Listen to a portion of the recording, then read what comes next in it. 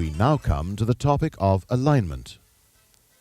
3 procedures are performed, namely, eliminating motor rock, correcting axial and radial parameters, and setting the flange face spacing to accommodate the resilient member.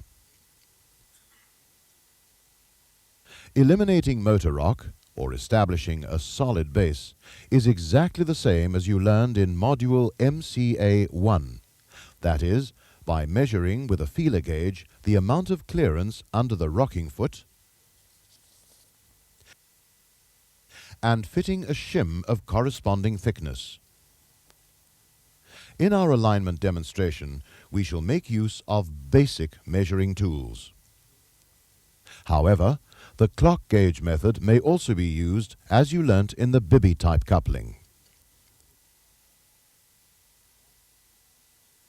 Mark the 2 half couplings in such a way that you can always keep them in the same relationship with each other.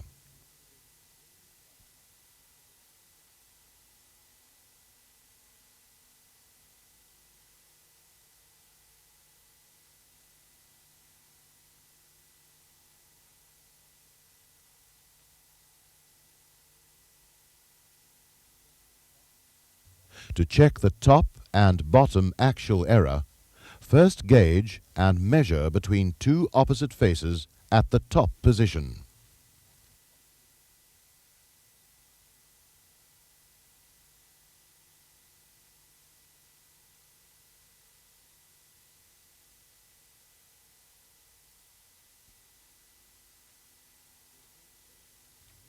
Rotate both half couplings by 180 degrees, keeping your marks in line.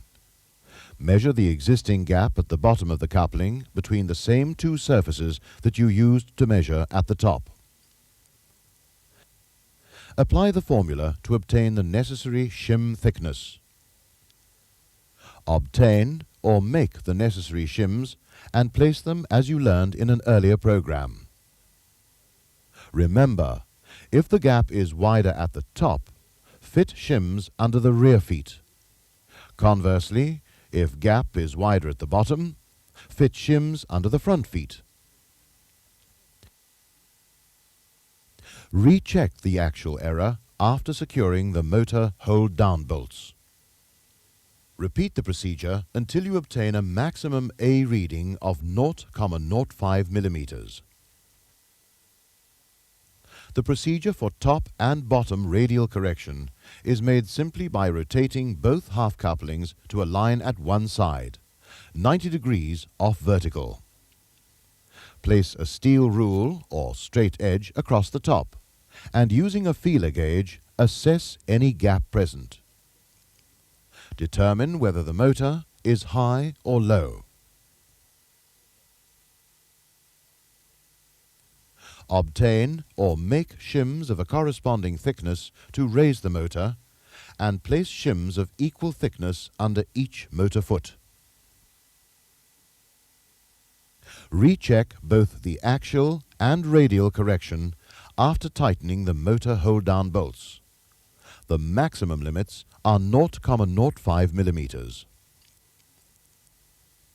We next turn our attention to side correction, beginning with axial settings. Observing the coupling from above, we first align the 2 half couplings to the original marks in the vertical or top position.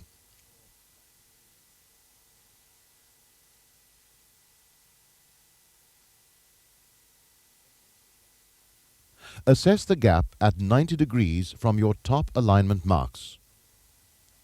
Note your reading.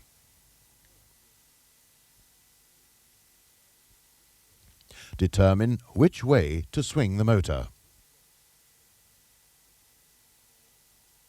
Make small and careful adjustments of the side adjusting screws as you learned in program MCA2, task number 4.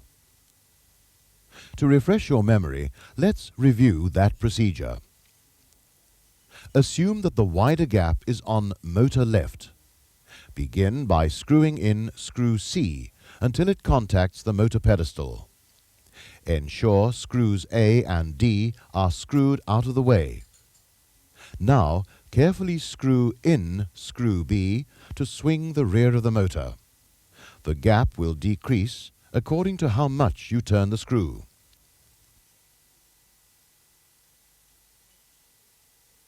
Tighten the hold-down bolts and recheck the axial correction. Finally, check and adjust the radial side adjustment by first ensuring that both half couplings are set to align their marks to the top. Check using a steel rule or straight edge at 90 degrees from the top and assess which way the motor has to move to make a parallel alignment of the half couplings along the edge of the rule.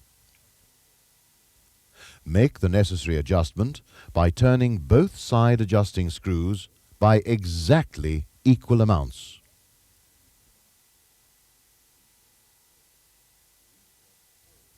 Recheck all the alignment parameters and then complete the job by refitting the resilient member. The procedures just described will, with experience, yield accuracies to within 0.05 millimeters. Such an accuracy is within general limits for shear type couplings. Next, we must establish the specified distance between the two flanges in order to accommodate the resilient member. This dimension is specified according to the coupling size. The coupling size is shown on the resilient member. Now check the specification L5 on the dimension chart. This provides the required distance in millimeters for the coupling size that you're working on. Adjustment is made by way of sliding one or both taper lock hubs after first loosening the hub as we discussed earlier. Set your caliper to the required L5 dimension and move the hub until the gap is set and then lock the hub. Assess the L5 gap using your caliper. Make any necessary adjustments if the gap does not correspond to the specified dimension. Thereafter, the resilient element or tire can be replaced as described earlier in this program. This concludes Program 3. Complete the exercise in your workbook before continuing with other programs in this series.